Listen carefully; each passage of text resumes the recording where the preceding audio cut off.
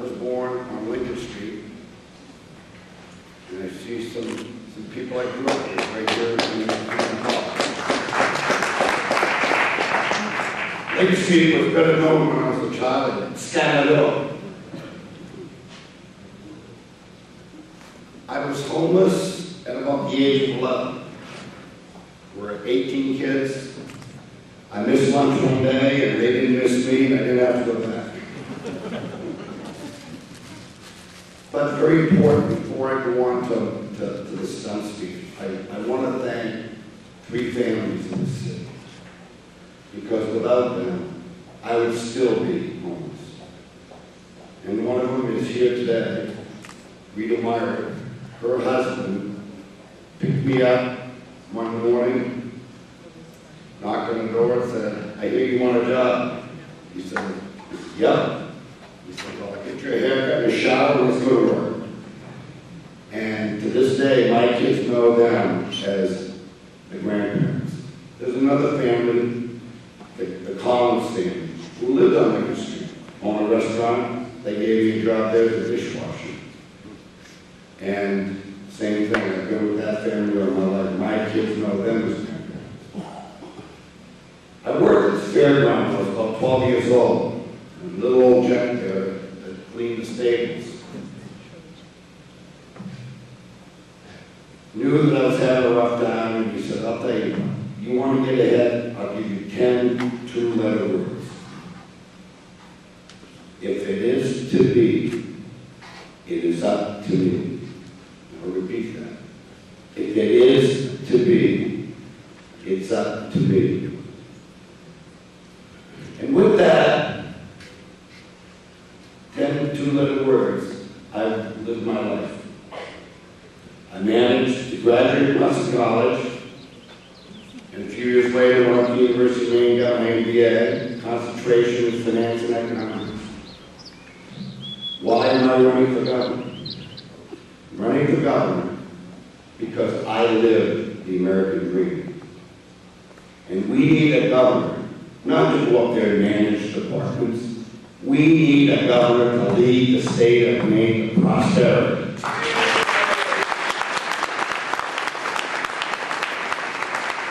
We need a governor that these young people right here, these young kids, have the same opportunity that I had.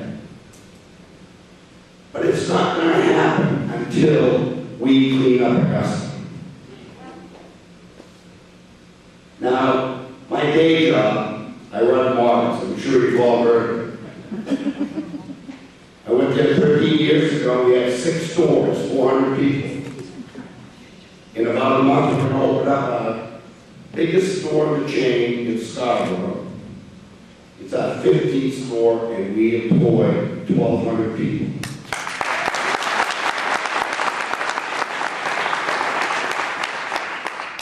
My night job, or my evening job, is a mayor of Waterville. Now,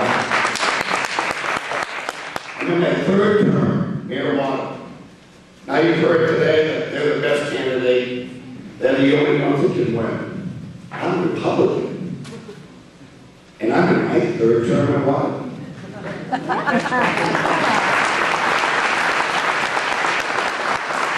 In Waterville, we have 11,000 voters, 1,800 Republicans.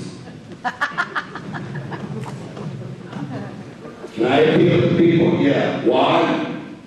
Look at the track record. Last 6 years, we lowered our taxes 13%. We built our fund down from $1 million to $10 million. Standard & Poor's last November said that Waterville was one of the best managed communities in all of New England.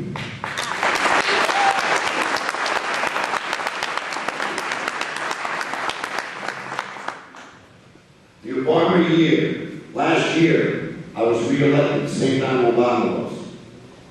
Mike Nisho, who incidentally, Jason Levent needs to go to Washington because we need to get corruption out of politics.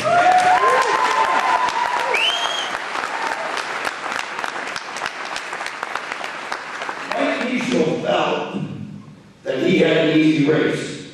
So I was running against his chief of staff in Waterville. Folks,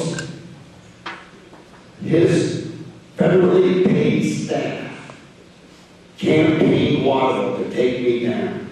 The previous election, I was elected with 70% of the vote. Last election, they went to Colby College with paid professionals, knocked on every single door, brought 918 college kids on the Thursday before election to vote for my opponent. On election day, I remember it was about 8:30, we hadn't got the polls counted yet. But you know, I knew it won. I just knew it because in standing at the polls all day, you could just see it. You could see the body language, you could see the thank yous, you could say, keep up the good work. So that night I went home and my opponent came up to me and said, "Oh, don't you want to stay for the final count? So confident she's going to win." Then I get a call about midnight, "You won again."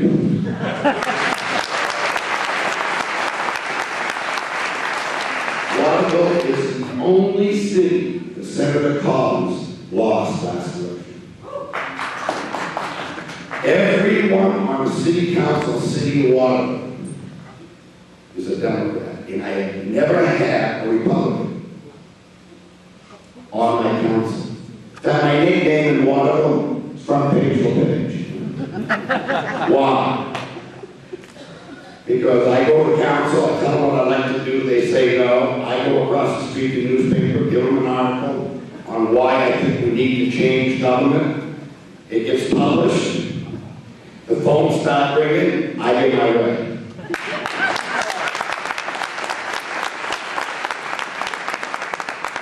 The key to that is transparency. When I get to Augusta, this document, the U.S. Constitution, is going to be on my desk.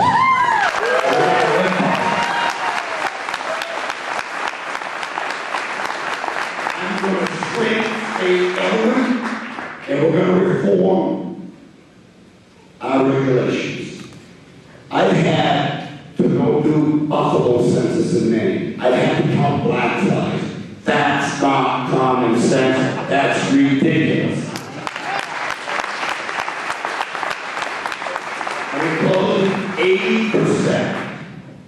80% of the state expenditures are in education and welfare. I'm going to reform welfare. I'm going to putting people back to work. And we're going to educate our kids. Thank you.